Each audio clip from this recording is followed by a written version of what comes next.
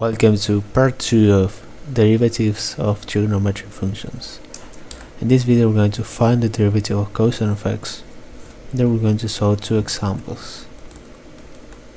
So in part 1 we showed that the derivative of sine of x is cosine of x. In this video we're going to try to find the derivative of cosine of x. And there are two ways to proceed. The first one is to apply the definition of the derivative.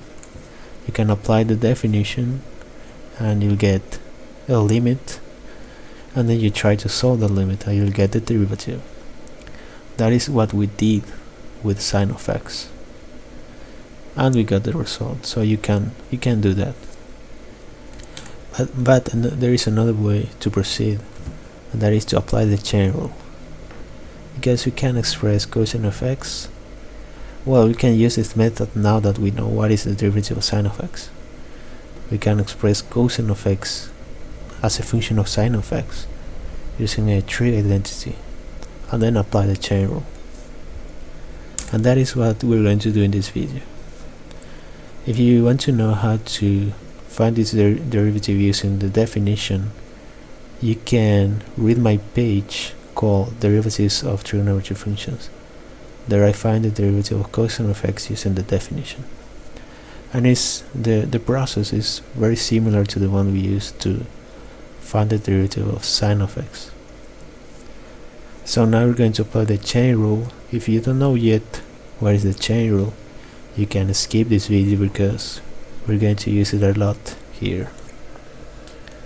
So let's consider the function f of x equals cosine of x, and then we're going to use this identity. This is a very basic identity that tells that cosine of x equals this function of sine of x. And as we already know what is the derivative of sine of x, we can apply the chain rule here. So applying the chain rule directly, we get that f prime of x is 1/2 times 1 over the square root of this inner function times the derivative of the inner function. That is minus 2 sine of x times the derivative of sine of x that we already know, that is cosine of x.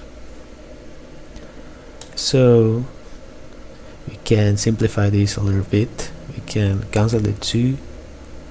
Here we can notice that in the denominator we got the expression for cosine of x. So we can cancel the cosine of x, and we get that this equals minus sine of x, and that is the derivative of cosine of x.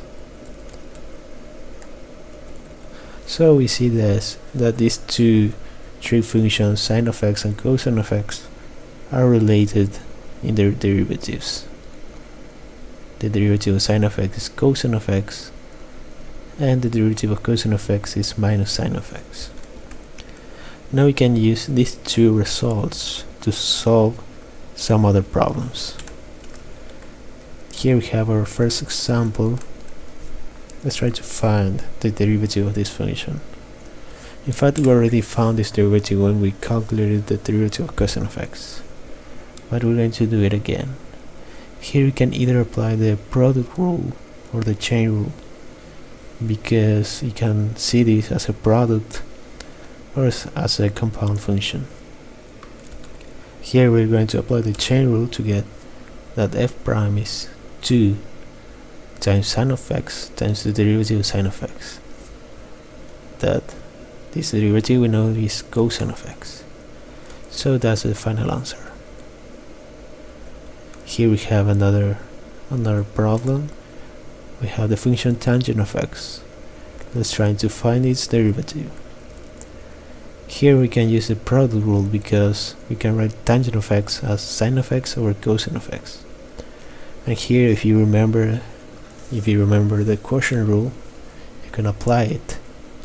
But I prefer to apply the product rule because it is easier to remember.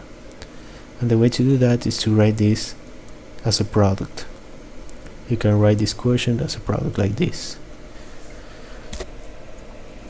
And then you can apply a combination of the product rule with the chain rule.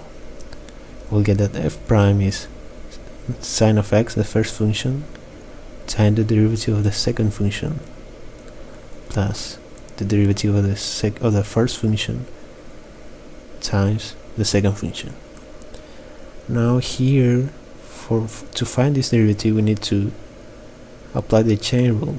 So we have that this equals sine of x times this derivative, that will be minus 1 times cosine of x to the minus 2 times the derivative of the inner function, that is cosine of x, plus the derivative of sine of x, that is cosine of x, times cosine of x to the minus 1. We know that this derivative is minus sine of x, so this expression becomes, here we have minus sine of x times minus sine of x is sine squared of x over cosine squared of x, and here we have cosine of x over cosine of x, that is 1. So this derivative is tangent squared of x plus 1, and that's the final answer. So that's all for now. Thank you for watching, and see you next time.